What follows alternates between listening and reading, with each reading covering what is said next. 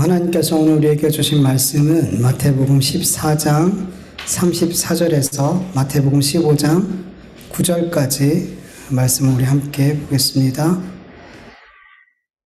한 절씩 교독합니다. 제가 먼저 읽겠습니다.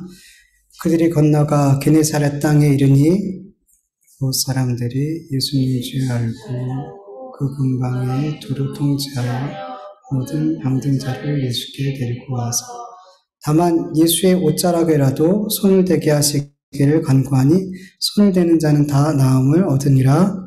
그때 바리새인과 서기관들이 예루살렘으로부터 예수께 나와 이르되 당신의 제자들이 어찌하여 장로들의 전통을 범하나이까?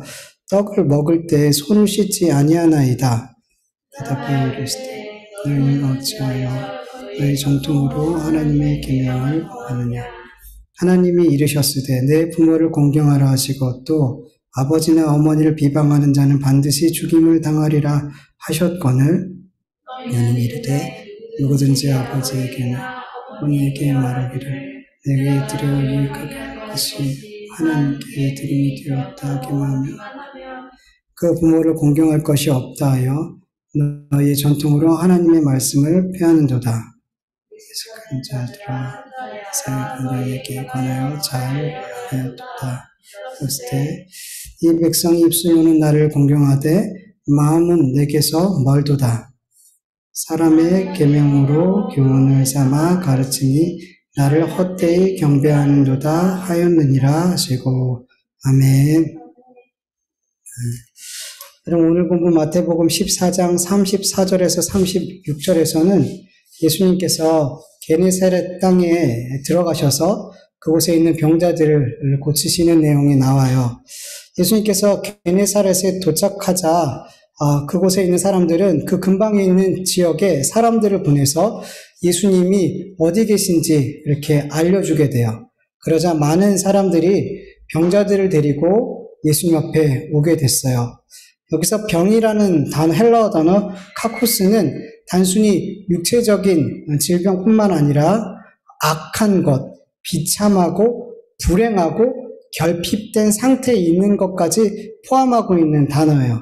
즉 모든 병자들을 예수님께 데리고 나왔다는 것은 육신적으로만 병든 자가 아니라 영적으로 그리고 정신적으로 문제가 있는 결핍이 되어 있는 그런 자들이 다 예수님 앞에 나와왔다라는 거예요.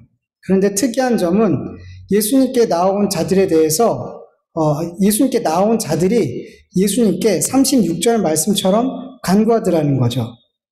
다만 예수님의 옷자락에라도 손을 대게 하시기를 간구하니 그들은 예수님 앞에 나와서 예수님의 옷자락에라도 손을 댈 수 있게 해달라고 그렇게 간구했어요. 왜냐하면 예수님의 옷자락에라도 손을 대면 나의 모든 질병이, 나의 모든 문제가 해결될 수 있다라는 믿음이 그들에게 있었더라는 거죠. 여러분, 이러한 믿음으로 병 고침을 받은 여인이 있었죠. 마태복음 9장 20절에서 21절 보면 12해 동안이나 혈루증으로 앓은 여자가 예수님의 뒤로 와서 그 옷가를 만지니 이는 제 마음에 그 겉옷만 만져도 구원을 받겠다 함이니라.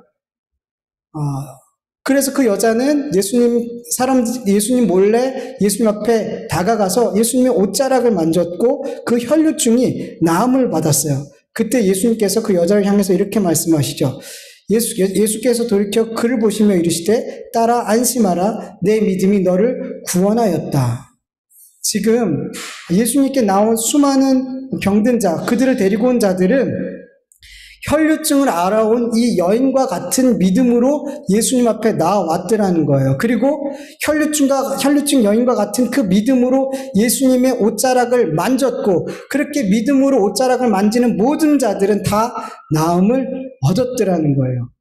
오늘 본문에서 나음을 얻었다라는 이 헬라어 단어의 뜻을 보면 철저하게 구원하다, 안전하게 살리다, 완전하게 흠없게 만들다라는 뜻이에요. 그러니까 즉 예수님의 옷자락에 손을 대는 자는 육신적인 문제든 정신적인 문제든 영적인 문제든 그 어떤 문제든 믿음으로 예수님의 옷자락을 만든 자들은 예수님께서 완전하게 흠없게 치유하시고 살리시고 구원하셨더라는 거예요, 여러분. 네. 여러분 질문할게요. 이 사람들이 예수님의 옷자락을 만졌기 때문에 치유받은 걸까요? 아니면 이 사람들이 믿음이 있었기 때문에 치유받은 걸까요? 믿어서 여러분. 옷자락이라도 만지면 내가 구원을 받을 수 있다는 그 믿음이 예수님의 역사가 나타나게 했더라는 거예요.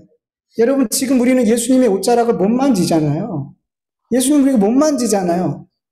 근데 여러분 이런 역사들이 우리의 삶에 우리의 영적인 육적인 정신적인 여러 가지 문제들이 삶의 문제들이 우리가 예수님의 옷자락을 만지지 않아도 이렇게 온전하게 치유되고 구원받고 흠없게 되는 줄 여러분 믿어요. 뭘로?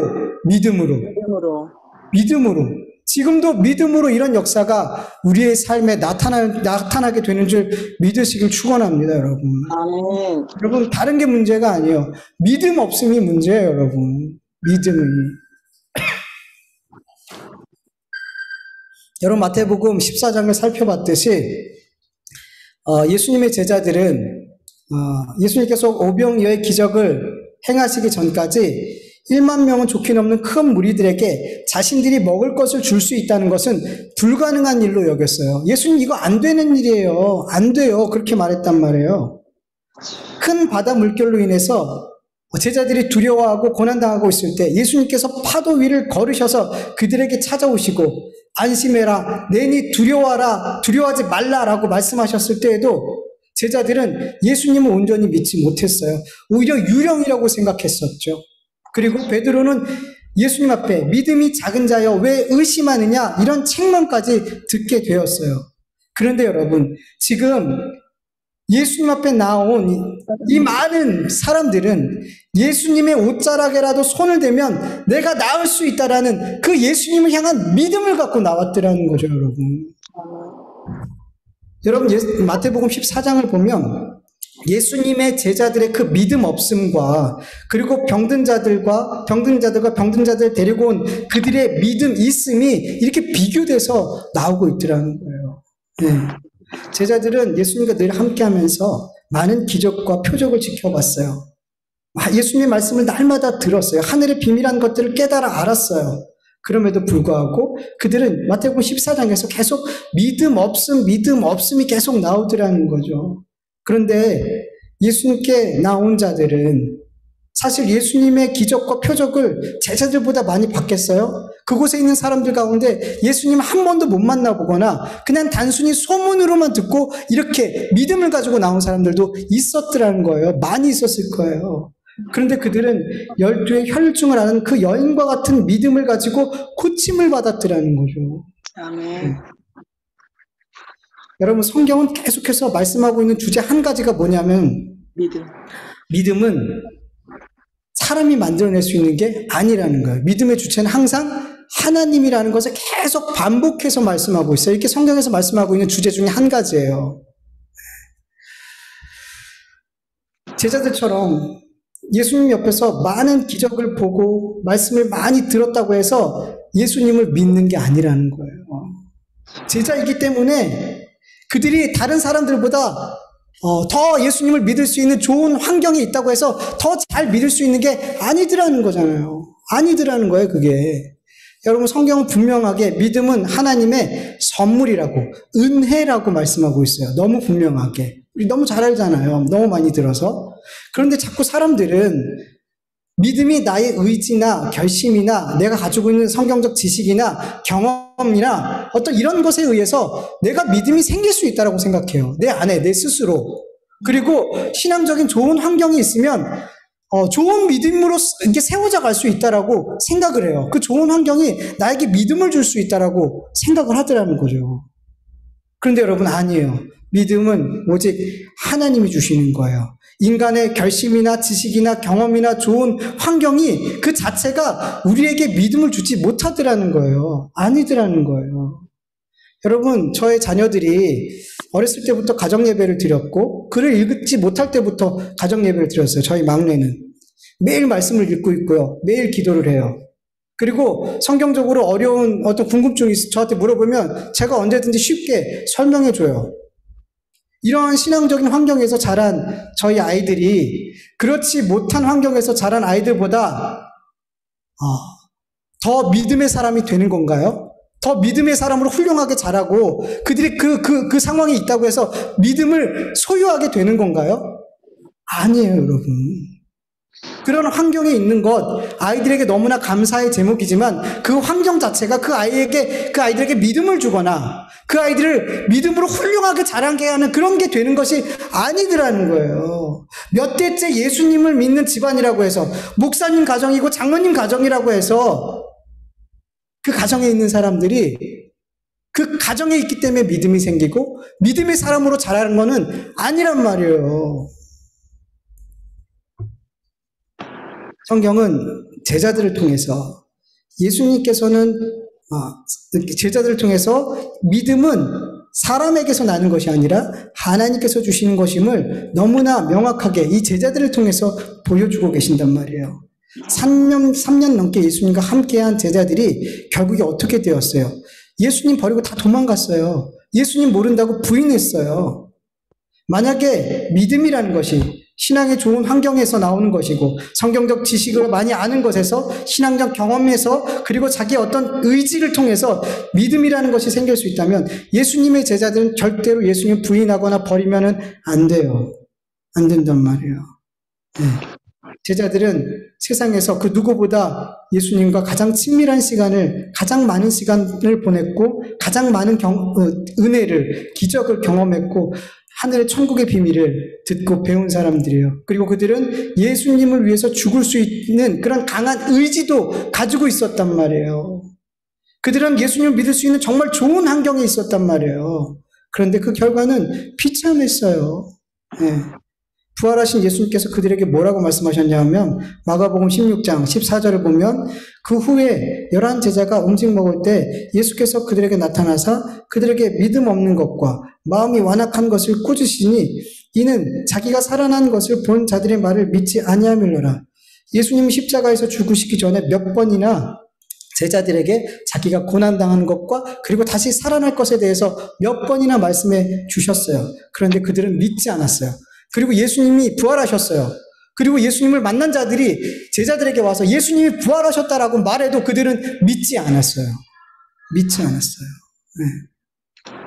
여러분, 하나님께서 믿음을 주시지 않으면 예수님과 3년이 아닌 30년을 예수님과 함께하고 예수님을 따라다녀도 예수님의 제자로 살아도 믿음이 없더라는 거예요, 여러분. 그러나 하나님께서 오순절 마가의 다락방에 모인 제자들에게 예수님의 영 성령님을 보내주셨어요. 성령님을 받은 예수님의 제자들은 더 이상 예수님을 버리지 않았어요. 죽음 앞에서도 예수님을 부인하지 않았어요. 예수님을 복음을 전하는 삶을 살다가 예수님을 위해서 죽었어요. 무엇이 그들을 이렇게 변화시켰을까요? 참 믿음. 진짜 믿음이 그들에게 임했더라는 거예요. 성령님을 통해서. 네. 예수님의 제자이든 무리이든 이스라엘 백성이든 이방인이든 모두 다 하나님께서 믿음을 주셔야만 비로소 예수님을 믿고 그리고 예수님을 따르고 구원받는 자의 삶을 살아가게 되는 줄 믿으시길 축원합니다. 아멘. 그래서 예수님을 믿는 믿음을 소유한 그리스도인들은 나에게 믿음이라는 선물을 주신 그 하나님의 은혜에 늘 감사하면서 살 수밖에 없는 거예요. 여러분, 믿음의 결국은 뭐라 그랬어요? 영혼 구원이라 그러잖아요. 베드로전서 1장 9절 믿음의 결국은 곧 영혼의 구원함을 받음이니라. 여러분, 우리는 하나님께서 믿음을 주셔서 영혼 구원을, 영원한 생명을, 하나님의 나라를 유업으로 받게 되었더라는 거예요. 우리가 지난 수요일날 같이 말씀을 나눴던 것처럼 하나님께서 왜 저에게, 여러분에게 믿음을 주신 걸까요? 모르더라는 거예요. 이유를 우리는 몰라요. 왜 하나님이 나에게 믿음이라는 선물을 주셨는지 몰라요. 그 이유는 우리가 믿음을, 하나님의 선물을 받을 이유가 없기 때문이에요. 우리가 그런 근거를 찾을 수가 없어요. 나에게서 하나님의 이런 귀한 생명의 은혜를 받을 자격이 나에게 없다는 것을, 어떤 근거도 찾을 수 없다는 것을 우리는 안단 말이에요. 그런데 하나님이 나에게 주셨더라는 거예요. 우리가 알 수 있는 것은 하나님께서 창세전에 일방적으로 예수 그리스도 안에서 우리를 사랑하셨고 믿음을 주시기로 작정하셨고 하나님의 자녀로 삼으셨더라는 거예요. 그래서 지금 우리 안에 믿음이 있고 예수님을 믿는 삶을 살고 있더라는 거예요. 그래서 여러분, 믿음을 소유한 자들은 이 믿음 주심 자체만으로도 늘 감사할 수 있고 늘 찬송할 수 있어야 되는 거예요. 어떤 상황에서도. 네. 그래서 우리 믿음의 사람들은 어떤 삶 속에서 어떤 상황과 처지 속에서도 내 삶을 하나님 앞에 하나님이 기뻐하시는 산 제물로 드리는 삶을 살려고 하는 거예요. 그 은혜가 얼마나 큰 은혜인지 알기 때문에. 여러분 오늘 본문 15장 마태복음 15장 1절을 보니까 바리새인과 서기관들이 예수님께 나와서 질문을 하죠. 그 질문의 내용을 보니까 마태복음 15장 2절에 보면 예수님 당신의 제자들이 어찌하여 장로들의 전통을 범하나이까 떡 먹을 때 손을 씻지 아니하나이다. 마가복음 7장 1절을 보면 더 이해 쉽게 나와 있어요. 바리새인과 서기관들이 예수님의 제자 중 몇 사람이 부정한 손, 곧 씻지 아니한 손으로 떡을 먹는 것을 보았다 이렇게 기록하고 있어요. 네. 예루살렘에서 갈릴리 지역까지 바리새인과 서기관들이 이 찾아온 목적은 예수님을 책잡고 고발할 거리들을 이렇게 찾기 위해서 그 멀리에서 온 거예요.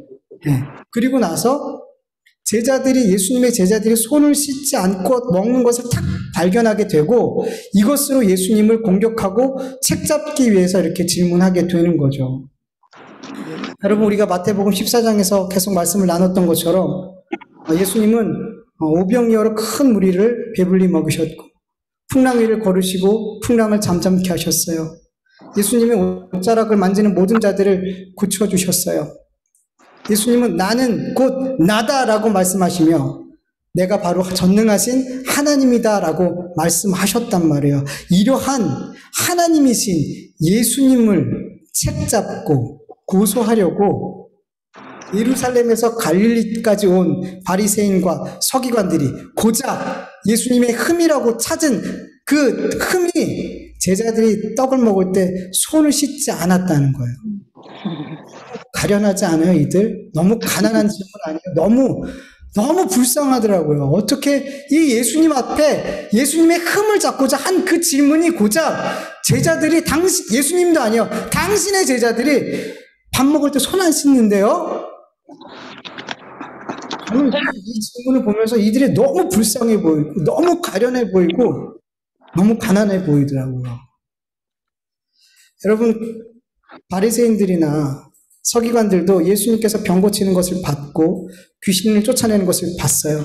때로는 죽은 자를 살리는 그런 기적까지도 그들은 보았어요. 그럼에도 불구하고 그들은 어떻게 해서든지 예수님을 채잡고 고발해서 더 나아가서 죽이려고 했단 말이에요.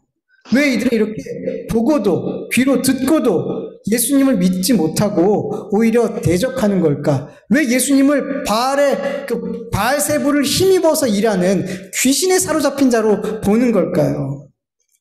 왜냐하면 그들에게 예수님은 믿음의 대상이 아니었어요. 그리고 더 나아가서 그들에게는 하나님의 말씀도 구약의 말씀도 그들에게는 믿음의 대상이 아니었더라는 거예요. 어떻게 이스라엘 백성들이 하나님의 말씀을 믿지 않아요? 믿지 않았어요. 그들의 믿음의 대상은 장로들의 전통이었어요. 장로들의 유전이었어요. 그것을 믿었어요, 여러분. 하나님의 말씀보다 장로들의 유전을, 장로들이 가르쳐준 그 전통을 더 큰 권위로 가지고 있었더라는 거예요. 요한복음 5장 46절을 보면 예수님께서 말씀하세요. 모세를 믿었더라면, 모세는 율법을, 구약을 대표하는 사람 중에 한 사람이에요. 모세를 믿었더라면 또 나를 믿었으리니 이는 그가 내게 대해서 기록하였음이라고 말씀하고 있어요. 그들은 열심히 모세의 율법을, 구약의 말씀을 지켰다고 하지만 그들은 모세를 믿지 않았대요. 율법을 믿지 않았대요. 구약의 말씀을 믿지 않았대요. 너희들이 만약에 율법을, 그 하나님의 말씀을 믿었더라면 너희는 나를 믿었을 거야. 그런데 너희가 모세도 믿지 못하면서 어떻게 나를 믿을 수 있겠냐라고 말씀하고 있어요. 결국 그들은 하나님의 말씀을, 모세의 율법조차도 믿지 않았더라는 거예요. 신앙의 대상이 아니었더라는 거예요. 그들의 믿음의 대상은 그들의 장로들이 가르쳐준 사람의 계명이었어요. 사람의 계명. 예수님은 그 장로들의 유전을 사람들이 가르쳐준, 사람이 만든 사람의 계명이라고 그렇게 말씀하셨어요.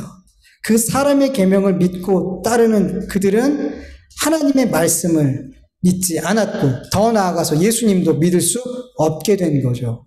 그러니까 바르게 하나님을 신앙할 수 없는, 바른 신앙생활을 할 수 없게 된 거예요. 사람의 계명으로는 바른 신앙생활을 할 수 없더라는 거예요.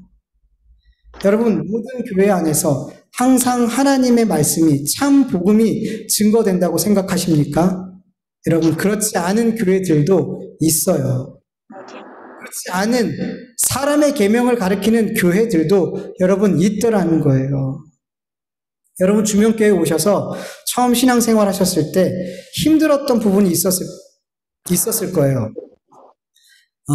그것 중에 몇 가지가, 내가 여태까지 진리의 말씀으로 가지고 있었던 그 말씀들 가운데 진리가 아니었다라는 것을, 이 말씀은 진리가 아니었구나라고 발견되어질 때 여러분은 많이 힘들었을 거예요. 내가 수십 년 동안 이 말씀은 이런 말씀이야라고 계속 알고 있었는데 그 말씀이 그 뜻이 아니라는 것을 알게 됐을 때 많이 혼란스러웠을 거고 많이 힘들었을 거예요.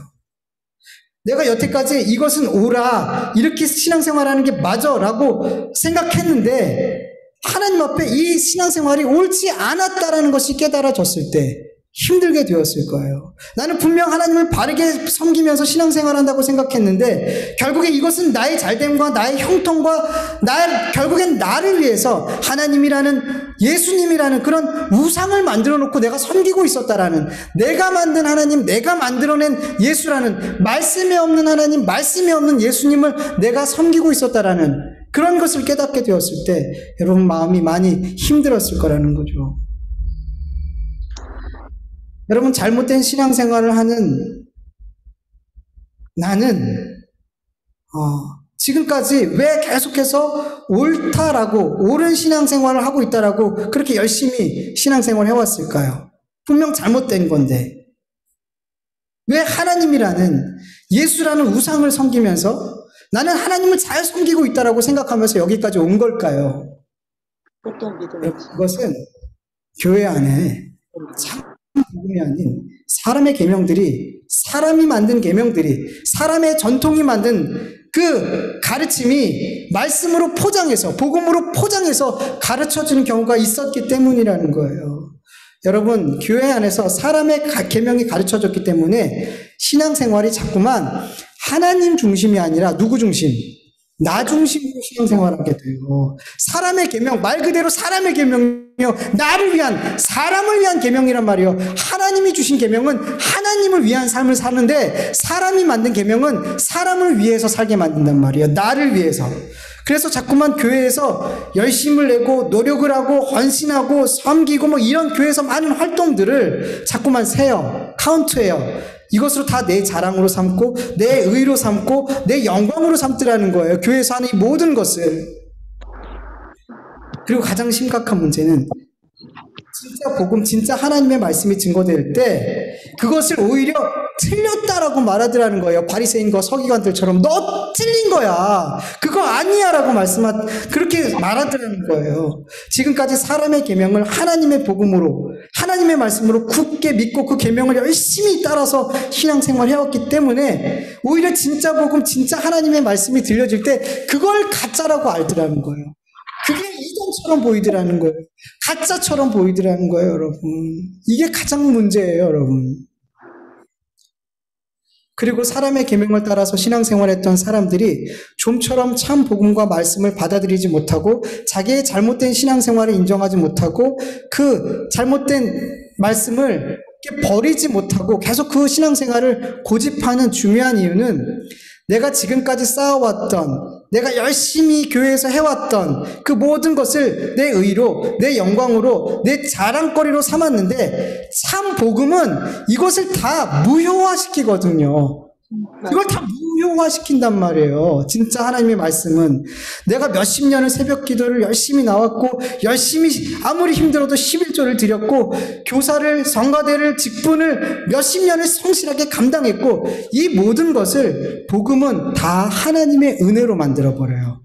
다 하나님의 영광으로 만들어버려요.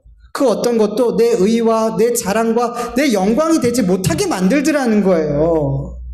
참 복음의 말씀은 다 은혜로 한 것이고 다 하나님의 영광을 위해서 다 하나님의 기쁨을 위해서 한 일로 만들어버린단 말이에요. 참 복음은 그 어떤 것도 내 자랑과 영광이 되지 못하게 만들어요. 이게 너무 싫은 거예요. 이게 너무 싫은 거예요. 그리고 이 모든 것들을 나도 모르게 내가 하나님 앞에 구원받을 수 있는 어떤 조건으로 가지고 있었더라는 거예요, 내가. 근데 그거가 이 구원의 조건으로 가지고 있었던 이 모든 것들을 하나님이 아무것도 아니야. 그것으로 너가 구원 못 받아. 그것으로 구원받는 거 아니야. 라고 복음이 말하니까 그게 너무 싫은 거예요. 그게 너무 싫은 거예요.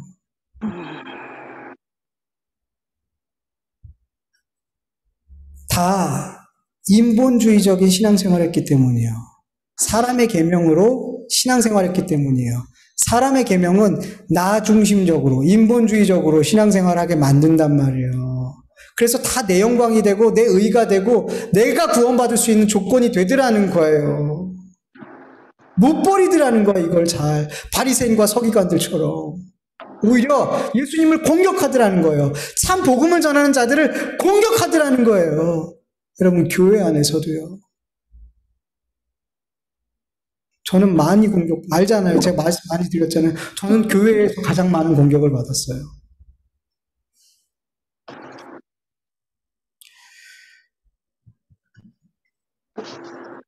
여러분 참복음은 내 만족, 내 기쁨, 내 자랑, 내 영광 이 세상의 것들을 소망하게 내버려 두지 않아요.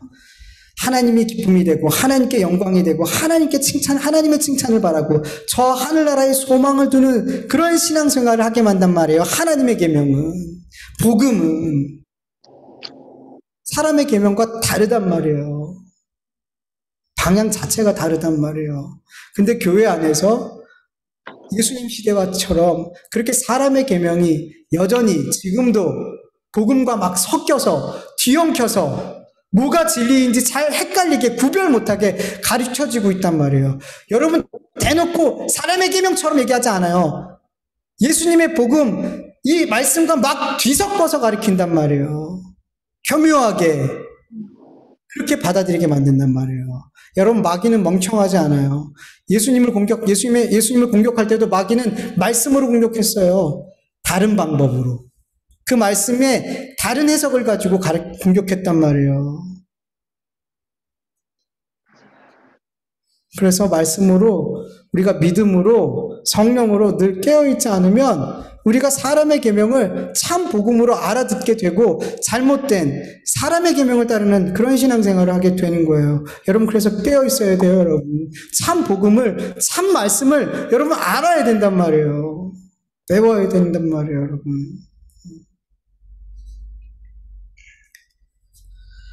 예수님께서는 3절 마태복음 15장 3절 이후부터 바리새인과 서기관들이 그리고 그 당시에 유대인들이 믿고 따랐던 그 사람의 계명이 왜 하나님의 계명이 아니고 사람이 계명이라고 말하고 있는지 그렇게 이유를 들어주세요. 말씀해 주세요. 마태복음 15장 4절을 보면은 예수님께서 말씀하세요. 하나님께서는 이렇게 말씀하셨어요. 내 부모를 공경하라 하시고 또 아버지나 어머니를 비방하는 자는 반드시 죽음을 당하리라. 이렇게 하나님께서는 구약에 말씀하셨죠. 그런데 장로들의 전통은 뭐라고 말해요? 누구든지 아버지에게나 어머니에게나 말하기를 내가 드려 유익하게 할 것을 하나님께 드림이 되었다. 마가복음에서는 고르반, 여러분 고르반 얘기 들어보셨죠? 하나님께 드림이 되었다. 이 고르반 하면 부모를 공경할 것이 없다고 가르쳤어요. 번역으로 보면 좀 이해하기 쉬워요. 누구든지 아버지나 어머니에게 해드릴 것을 하나님께 바쳤다고 말만 하면 아버지나 어머니를 공경하지 않아도 괜찮다고 가르쳤어요. 하나님은 분명하게 부모를 공경하라 그래요. 아버지나 어머니를 욕하는 자, 저주하는 자는 죽이라고까지 말씀하세요. 그런데 장로들은 부모님보다 하나님을 섬기는 것이 더 중요한 일이니까 부모를 섬겨야 할 물질로 하나님을 섬기면 그거는 부모를 섬기지 않아도 될 어떤 명분이 된다는 거예요. 부모를 공양해야 될 어떤 그것에서 면제될 수 있더라는 거예요.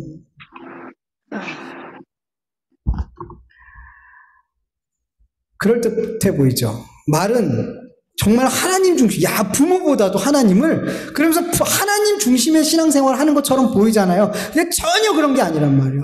아니란 말이에요, 여러분. 여러분, 하나님을 가장 잘 섬기는 방법은 하나님께서 주신 그 말씀, 그 진리대로 순종하는 거예요. 하나님을 가장 잘 섬기는 방법이에요.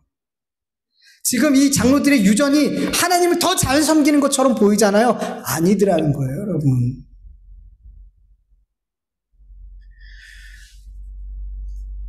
여러분, 장로들의 전통, 이 유대인들이 뭘 착각했냐면 하나님을 섬기는 것과 부모님을 섬기는 것을 별개의 것으로 여겼어요. 다른 것으로 여겼어요. 어떤 건 더 크고 어떤 건 더 작은 거, 이렇게 나눠버렸더라는 거예요. 그런데 여러분, 아니에요. 여러분, 하나님을 섬기는 것과 부모님을 섬기는 것과 여러분, 이게 다를까요? 똑같을까요? 똑같아요. 하나님의 말씀에 순종해서 부모를 공경하는 것 자체가 하나님을 공경하고 섬기는 거란 말이에요. 하나님의 말씀에 순종해서 내 형제를 내 몸과 같이 사랑하는 것이 곧 누구를 사랑하는 거예요? 하나님을 사랑하는 거예요, 여러분. 부모님을 섬기는 것이 곧 하나님을 섬기는 것이고, 내 형제를, 내 이웃을 사랑하는 것이 곧 하나님을 사랑하는 거래요. 요한일서 4장 20절 세 번역으로 보면 누가 하나님을 사랑한다고 하면서 자기 형제 자매를 미워하면 그는 거짓말쟁이입니다. 보이는 자기 형제 자매를 사랑하지 않는 사람이 보이지 않는 하나님을 사랑할 수 없습니다. 여러분, 사람이 보이는 부모를 공경하지 못하면서 보이지 않는 하나님 아버지를 공경하지 못한다 그래요. 보이는 형제자매를 사랑하지 못하면서 보이지 않는 하나님을 사랑한다 못한다라고 말씀하고 계세요. 죄인된 우리는 보이지 않는 것을 보이는 것보다 더 못 사랑해요. 그렇지 못해, 그렇게 못한다라고 하나님 말씀하고 계신단 말이에요. 그래서 하나님은 보이는 부모를 주시면서 부모를 잘 공경하고 섬기라고 해요. 그러면서 보이지 않는 하나님 아버지를 섬기는 것을 훈련시킨단 말이에요. 보이는 형제자매를 사랑하는 것을 훈련시키셔서 보이지 않는 하나님을 어떻게 사랑해야 될지 가르쳐 주신단 말이에요. 죄인된 우리들을 하나님을 가장 사랑하고 가장 잘 섬길 수 있는 방법으로 우리를 안내해 주셨단 말이에요. 여러분, 사람이 하나님께 주신 하나님을 섬기는 방법보다 더 훌륭하게 하나님을 잘 섬길 수 있는 방법을 사람이 찾아낼 수 있을까요? 못해요. 섬김을 받으시는 주체가 되시는 하나님이 나를 이렇게 섬기는 게 나를 섬기는 거고 나를 이렇게 사랑하는 게 나를 사랑하는 거야 라고 가르쳐 주셨다면 그것이 가장 하나님을 바르게 섬기는 거고 가장 하나님을 바르게 사랑하는 거란 말이에요. 그런데 교만한 죄인된 인간은 스스로 생각하길 하나님을 더 나은 방법으로, 더 효율적으로, 더 가치 있게 섬기는 방법들을 지가 만들어내더라는 거예요. 그리고 이렇게 하면 하나님을 더 잘 섬기는 거야 라고 만들어서 그렇게 섬기려고 했더라는 거예요. 이게 바로 교만이고 이게 바로 죄란 말이에요. 하나님이 주신 그것을 그대로 아멘하고 받지 못하더라는 거예요. 하나님, 제가 더 좋은 방법으로 섬겨드릴게요. 이게 죄란 말이에요, 여러분. 교만이란 말이에요. 어떻게 하나님이 원하는 방법보다 우리가 더 나은 방법으로 하나님을 섬길 수 있겠냔 말이에요. 그게 바로 사람의 계명이라는 거예요. 아무리 더 나은 방법처럼 보여도 그게 바로 사람의 계명이라는 거예요. 속으면 안 된단 말이에요. 여러분, 많은 사람들이 교회에서 그럴듯해요. 더 이렇게 하면 하나님을 더 잘 섬길 수 있을 것처럼 보인단 말이에요. 설득당한단 말이에요. 아니요, 여러분. 속지 마세요. 집이라도 팔아서 하나님 앞에 바치는 거 하나님 기뻐하세요. 더 그렇게 보이죠. 그렇게 헌신하면 하나님 더 기뻐할 것처럼 보이죠. 사기치는 거예요, 여러분. 사람의 계명으로 사기치는 거예요. 하나님은 그런 거 요구하시는 거 아니에요. 그런 섬김, 그런 사랑 바라시는 거 아니에요. 내 집이라도 통째려서 바쳐갖고 팔아갖고 하나님께 바치는, 하나님 앞에 그게 뭐가 필요해요? 집이, 물질이 뭐가 필요하냔 말이에요. 하나님 정말 필요한 게 뭐냔 말이에요. 하나님 그걸 가르쳐 주세요. 하나님이 정말 받고 싶은 게 뭔지를 가르쳐 주신단 말이에요. 근데 사람의 계명은 사람이 원하는 것을 가르친단 말이에요. 속지 마세요, 여러분, 제발 좀. 그런 가르침을 가르치는 교회가 있으면 여러분 떠나셔야 돼요. 위험해요, 여러분. 하나님 그런 거 가르쳐 주시지 않으세요. 그런 거 필요로 하지 않으세요, 여러분. 정말 하나님을 위해서, 정말 하나님을 사랑하는 사람은 누가 시키지 않아도 하나님이 뜻하신다면 내 집이라도 팔 수 있는 거예요. 누가 뭐라고 하지 않아도, 여러분. 그건 강요해서 되는 게 아니란 말이에요.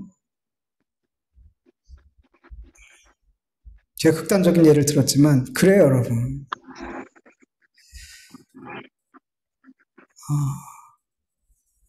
하나님이 알려주신 방법이 아닌 사람이 만든 방법으로 하나님을 섬기려 할 때 어떤 결과가 있었냐면 하나님의 말씀이 패하게 되는 결과가 오더라는 거예요. 본문 6절을 보면은 예수님께서 그들 향해서 이렇게 말씀하세요. 너희의 전통으로 하나님의 말씀을 패하였도다. 패하다는 헬라어 단어의 뜻을 보면 권위를 박탈하다, 하나님의 말씀의 권위를 박탈했다라는 거예요. 지배권을 잃어버리다. 하나님이 그들을 다스리는 게 아니라 사람의 계명이 그들을 다스리게 했어요. 그 지배권을 잃어버리게 했더라는 거예요. 헛되게 하다, 무효로 하다, 무시하다, 취소하다라는 말이 바로 이 패하다라는 말이에요. 하나님을 자기들이 뜻하는 대로, 자기들이 원하는 대로, 자기들의 방식으로 더 잘 섬기려고 만든 그 사람의 계명은 너무나 끔찍하게 하나님의 말씀의 지배권을, 그 권위를 잃어버리고 박탈시켜버렸단 말이에요. 그리고 하나님의 계명의 자리에 사람의 계명의 자리를 얹혀놓고 하나님을 섬겼어요. 근데 예수님은 뭐라 그러냐면 이사야의 말씀을 통해서 이렇게 말씀하세요. 본문 8절 9절 같이 읽어볼까요? 이 백성이 입술로는 나를 공경하되 내 마음은 내게서 멀도다. 사람의 계명으로 교훈을 삼아 가르치니 나를 헛되이 경배하는도다 하였느니라. 아멘. 하나님을 헛되이 경배했다라고 말씀하세요. 무엇으로 경배하니까? 사람의 계명으로 경배하니까. 사람의 계명을 지키는 자는 하나님을 헛되이 경배한 거예요. 하나님을 경배하지 않은 거라는 거예요. 하나님을 경배하지 않은 거예요. 헛된 예배, 헛된 봉사, 헛된 헌금, 헛된 헌신. 아무것도 하나님 안 받으셨다는 거예요. 그래서 그렇게 헛되이 하나님을 섬기면서 나는 지금 잘하고 있어. 사람의 계명을 지키면서 나는 지금 잘하고 있어 라고 끝까지 속다가 하나님 앞에 섰을 때 하나님이 뭐라 그래요? 나 너 모르는데? 나 너의 예배, 너의 헌신, 너의 헌금, 너가 한 모든 것 나는 아무것도 받은 적이 없는데 나는 네가 누군지 몰라 라고 말씀하시고 지옥으로 보내는 거예요. 무섭지 않나요, 여러분? 사람의 계명이 여러분 이렇게 무서운 거예요, 여러분. 사람의 계명은 이렇게 하나님을 헛되이 경배하게 하고 하나님 앞에 섰을 때 내가 너를 모른다라고 심판받게 된단 말이에요. 여러분, 우리 그리스도인들이 하나님을 헛되이 경배하는 삶을, 잘못된 신앙생활을 하지 않기 위해서는 여러분 하루라도 빨리 나의 삶을, 나의 신앙을 여러분 점검해 봐야 돼요. 점검해 보세요, 여러분. 내가 정말 누구를 위해서 지금 이렇게 예배 드리고 있지? 내가 지금 누구를 위해서 이렇게 말씀 전하고 있지? 내가 누구를 위해서 이렇게 헌금을 드리고 매주 매달 이렇게 이 피 같은 11조를 드리고 있지? 내가 누구를 위해서 이렇게 이런저런 봉사를 땀 흘리면서 하고 섬기고 있지? 내가 왜 권사, 집사, 장로, 때로는 목회자가 되고 싶어 하고 있지? 누구를 위해서? 무엇을 위해서? 내가 누구를 위해서, 무엇을 위해서 이렇게 땀 흘려 일을 하고 있지? 내가 자녀들을 왜 이렇게 열심히 양육하고 있지? 도대체 누구를 위해서, 무엇을 위해서?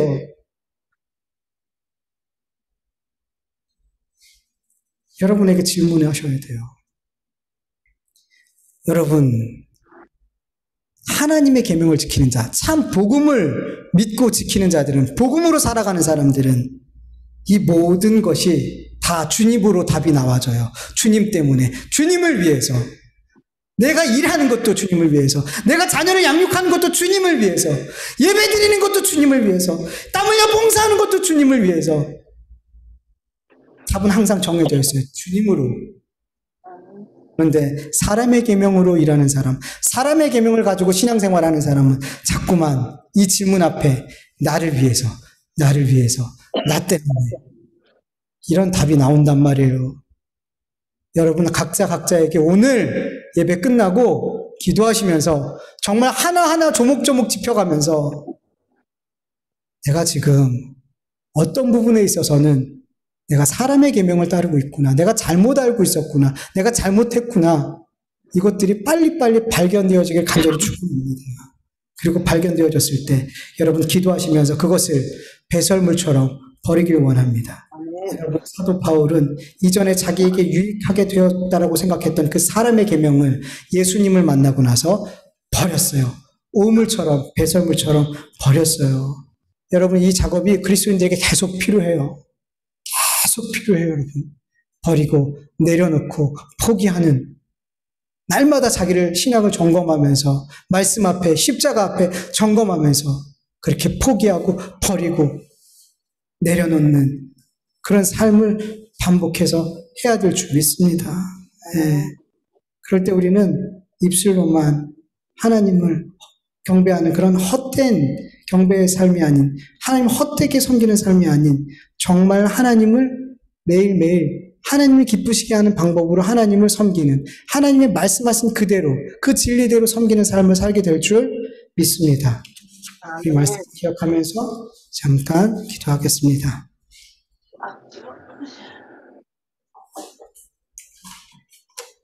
하나님 아버지 감사합니다. 오늘도 하나님의 말씀을 함께 나누게 하여 주심을 감사합니다. 하나님 아버지, 우리가 정말 우리 신앙의 삶을 계속 돌아보고 점검할 수 있도록 도와주시옵소서.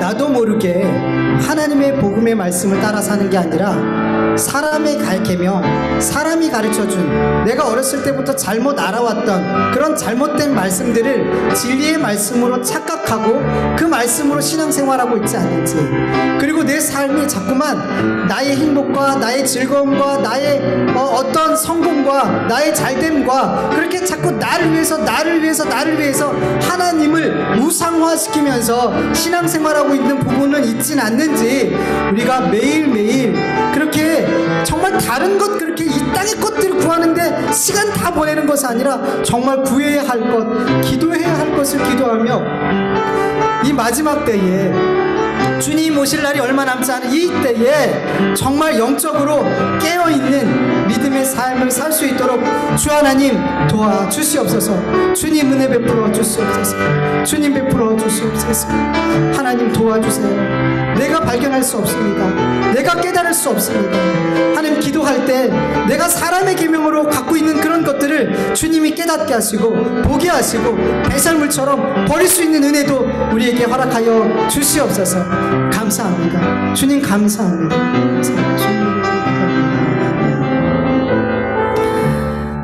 이제는 우리 주 예수 그리스도의 은혜와 하나님의 다하심이 없는 사랑하심과 성령님의 인도하심과 교통하심과 충만하심이 사람의 계명을 따라서 신앙생활하는 것이 아닌 하나님의 계명, 참 복음을 따라서 신앙생활하기를 원하는 하나님의 자녀들 위에, 그 가정 위에, 그 일터 위에, 교회 위에 이제로부터 영원토록 함께할지어다. 아멘.